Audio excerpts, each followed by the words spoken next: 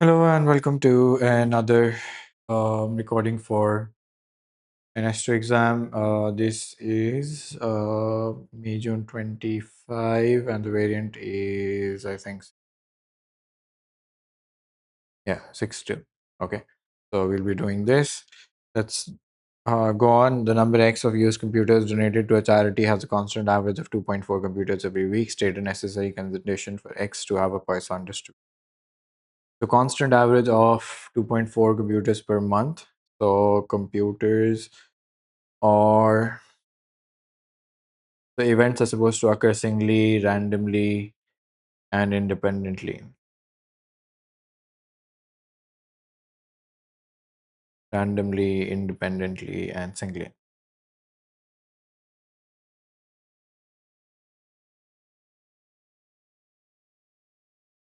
Okay, so that was the condition that you would read, right? You have to make sure that you write it in context rather than anything else to make sure that uh, you get all the marks that are there for this question. Okay. Now assume that the X has a Poisson distribution. Calculate the probability that the number of computers donated during a 4-week period. So that was 2.4 per week. So lambda is going to be 4 into 2.4, 9.6. 9.6 per 4-week period is more than 6 and less than 10. So X is more than 6 and less than 9. So 7 and 8. So e power minus lambda into lambda power r over r factorial plus e power minus lambda into lambda power r over r factorial. Okay.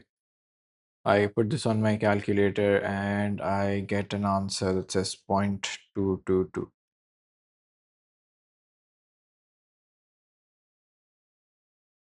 Okay.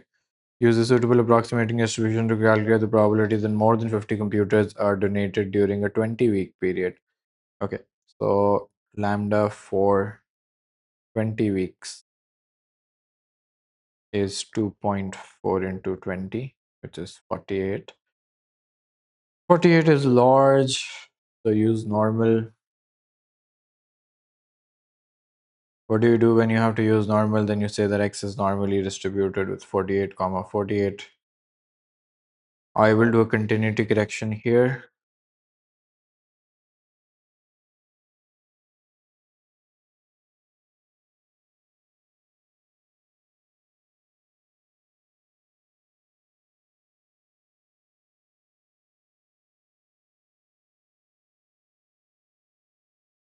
Point 0.361.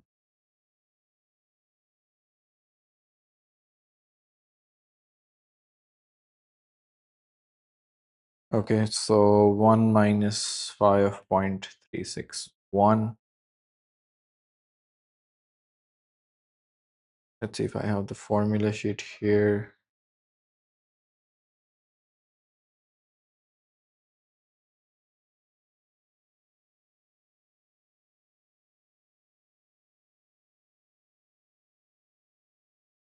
Six four one zero.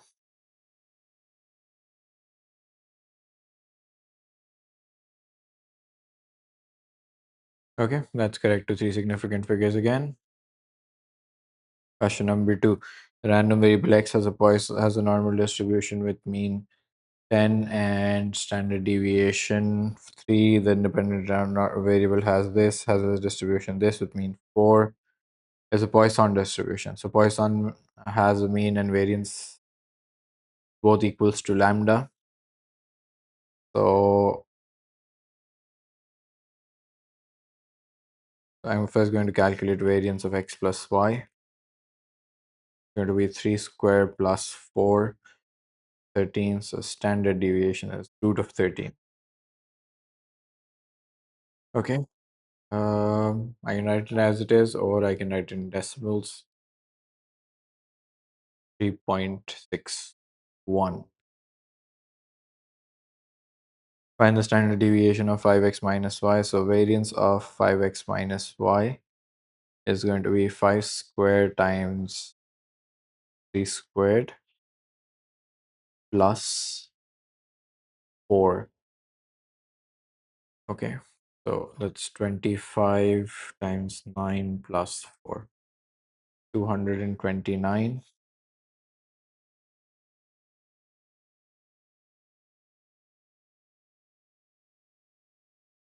Okay, so this is a slightly different question from the typical linear combinations questions that you have. It's just asking you about the variance.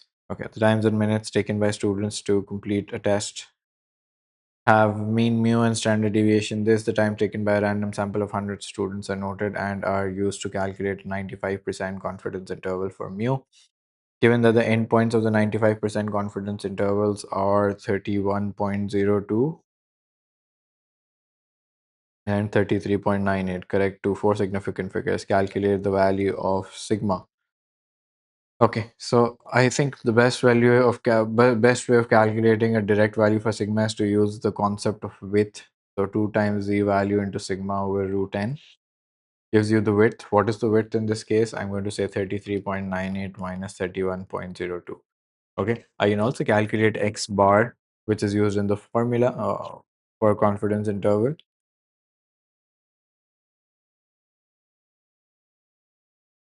But I don't need that right now. So I'm getting 32.5. It can't be this. I calculated x bar. So 33.98 minus 31.02. 2.96. I had written that earlier correct and changed it. So I am getting 7.55. Okay. So it's a very silly mistake, but yes. The calculation of the confidence interval required the use of the central limit theorem. Explain why it is valid to use the central limit theorem in this case. Okay. Why it is valid? Because n is large. N is large, and that the distribution is unknown. Okay, because n is large and distribution is unknown. Now n is the sample size. So I'm going to say sample size is large.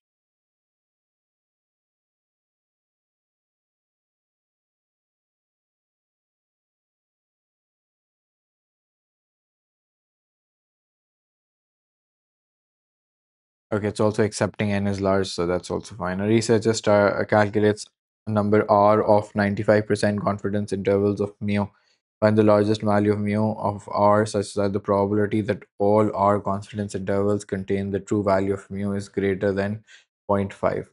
So what is the probability that any confidence interval will contain the true value of mu? That's 95%. 5% there's a chance that you may be wrong in constructing a confidence interval.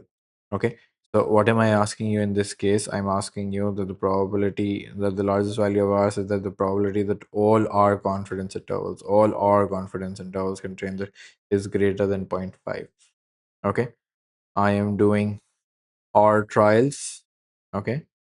And so I'm going to say it's going to become RCR. What is my probability of failure? It's 0.05 R minus R. And what is my probability of success? It's R, so greater than 0.5. RCR is going to be 1. This is also going to be 1. So 0.95 power R is greater than 0.5. I'll take an ln on both sides.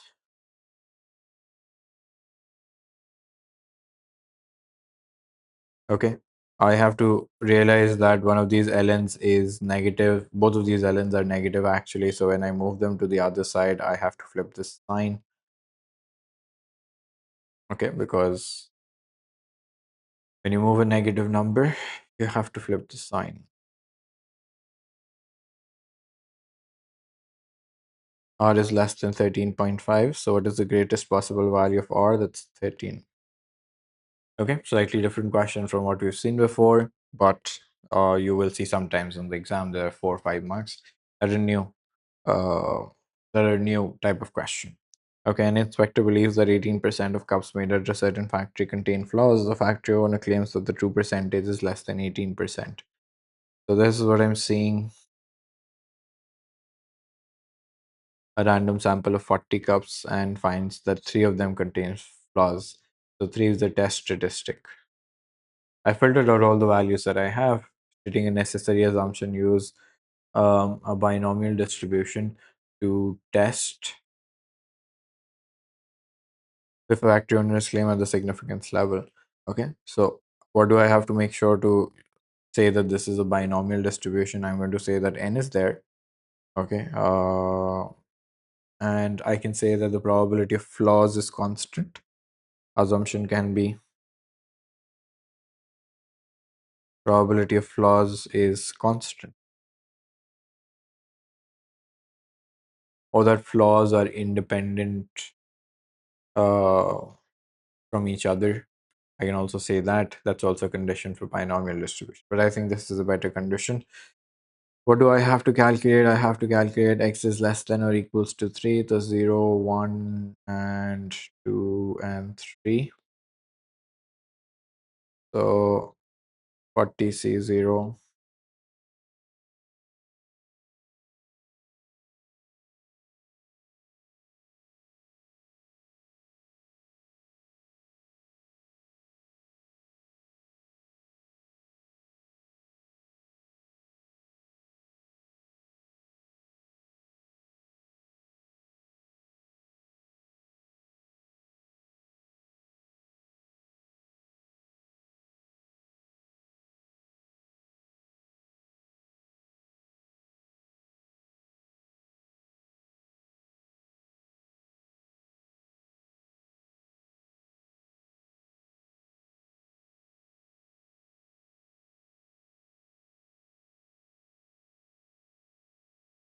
Point 0.0542.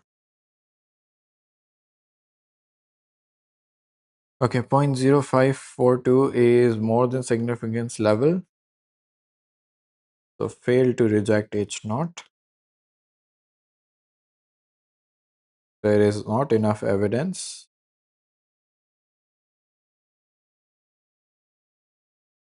to say that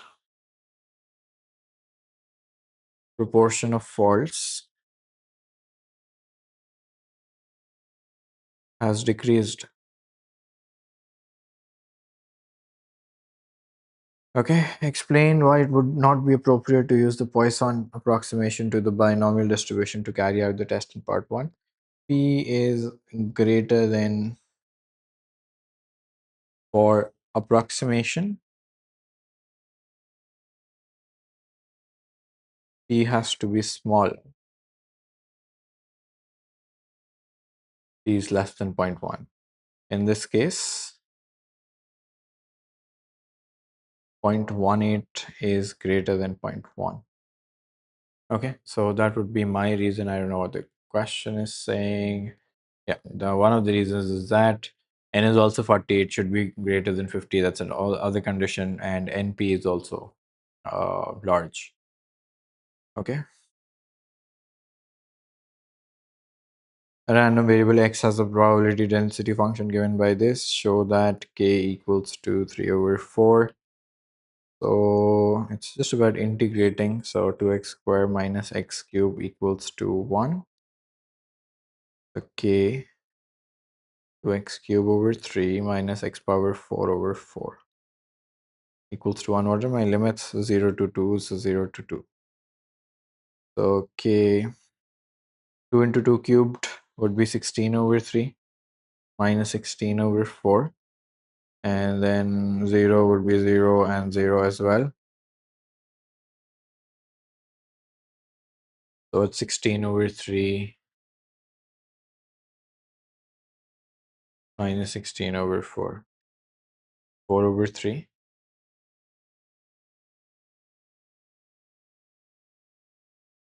is then 3/4. The median of x is denoted by m. Write down the value of probability of x less than or equals to m.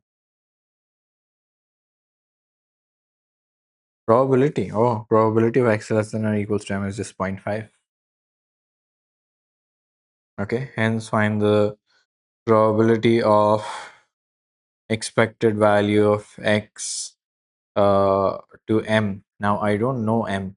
One method of doing this would be to figure out m. But what I want you to understand in this question is that this graph is going from 0 to 2. Okay, I don't know what the graph looks like. It might look something like this for because it's a cubic curve and whatever. Okay, it's going up to 2. But I know that whatever value of m I have here, this probability is zero point 0.5. Now, where is this expected value of x occurring? Uh, Now I'm asking you for expected value of x up till m, which probably means that the expected value of x is somewhere here. I'm asking you to find this area. What if I find this area instead? What I'm going to do is I'm going to integrate from 0 to the expected value of x. Okay. And I will then subtract that from 0.5. But do I have the expected value of x? Is the question telling me anything about the expected value of x? No, it doesn't. So what I will have to first do is I will have to find the expected value of x. X f of x from 0 to 2. So x, what is the expression? 3 over 4 and then 2x squared minus x cubed. 3 over 4 and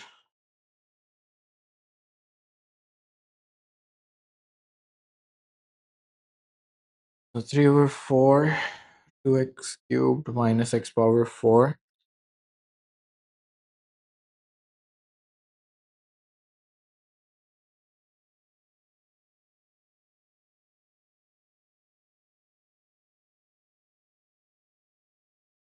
So 32 over 4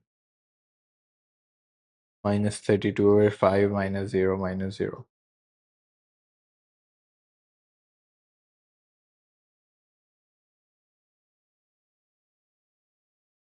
8 over 5.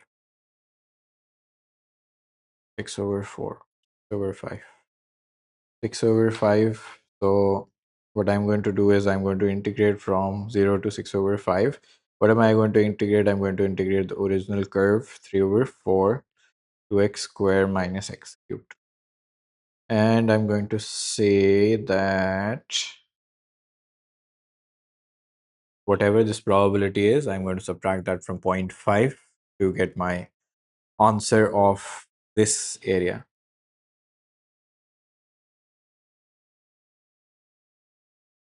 Okay, 6 over 5 is 1.2. I'm just going to write 1.2. So 2 into 1.2 cubed divided by 3 is 144 over 125. 1.2 power 4 over 4. That's 324 over 620. Okay, and then 0 and 0 is just 0 and 0. So 144 over 125 minus answer into 0.75. Okay, so that's coming out to be 0.4752. I'm going to subtract that from 0.5 and get my answer, which is 0.0248. Let's check. This is a long question. Yeah, that is the correct answer. Let's move on. Question number 6. The weekly profit in dollars made by a certain firm has a normal distribution. In the past, the weekly profit has a distribution. This following a change in management, the mean profit for 35 randomly chosen weeks is 725. Okay, so test statistic is 725. Stating a necessary assumption, state test at the 2% significance level. So what is the necessary assumption in this case? Since you are taking a normal distribution and then you go to calculate a z-statistic, the assumption is that standard deviation is still the same. That is 26. Okay, or you can say the variance is the same. Okay, tested the 2% significance levels. So first write down our null and alternate hypothesis.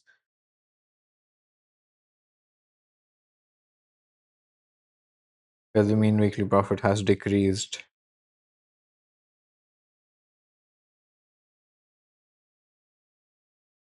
Okay, then I draw my critical region.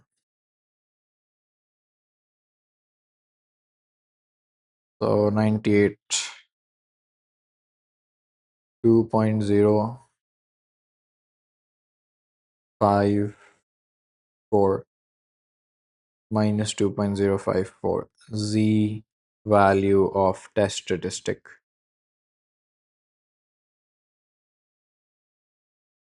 is x bar minus mu over sigma over root n.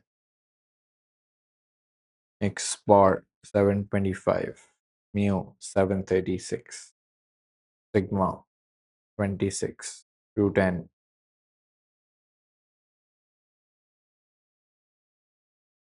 N is 35. Okay, so 725 minus 736 divided by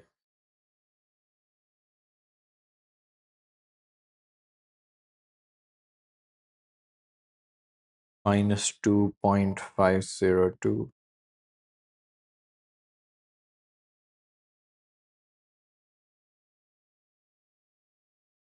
That's in the rejection region.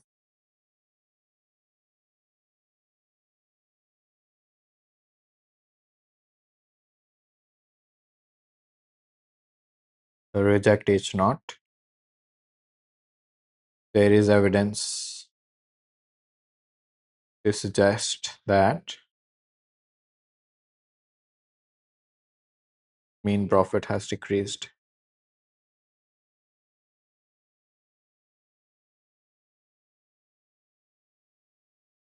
Okay, then it says the mean weekly profit for another random sample of 35 is carried out at the two state the probability of type 1 error. So probability of type 1 error is just 2% or 0.02.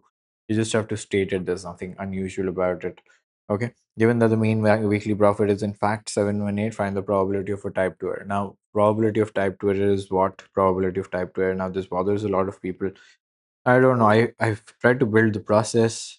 Is probability of acceptance region. So right now you don't have using new value. Okay, right now you don't have the rejection region. So the first thing that you have to do is find out the rejection region. How do you find out the rejection region? You go back to your hypothesis test and say that the rejection region was starting from here. Okay, so first what I'm going to do is I'm going to say that I was supposed to reject H naught when Z was less than minus 2.054. This rejection region has to be in terms of X bar. So X bar minus mu over sigma over root n is less than minus 2.054. I'm still going to use the old values because right now I'm trying to find the rejection region from the previous test.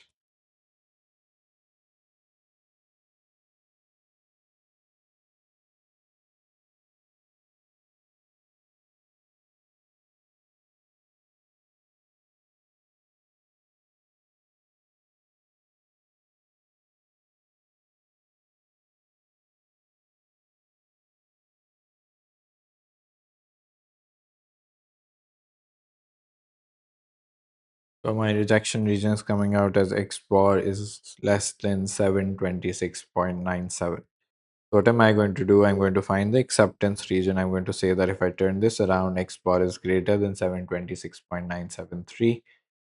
Okay, that is how I can find out the probability of a type 2 error.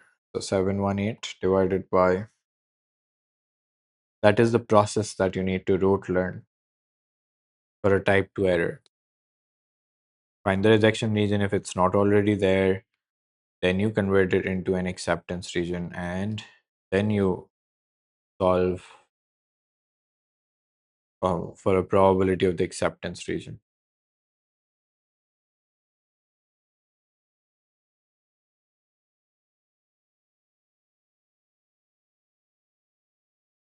2.042, 2.04,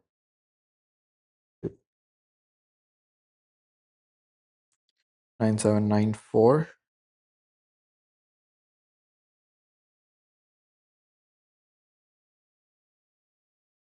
Okay. Yes, my answer is correct. That brings us to the end of the exam. I think this was a relatively easy paper, just one or two assumptions questions that would have bothered you. Otherwise, very standard paper, nothing unusual about it. Thank you for watching.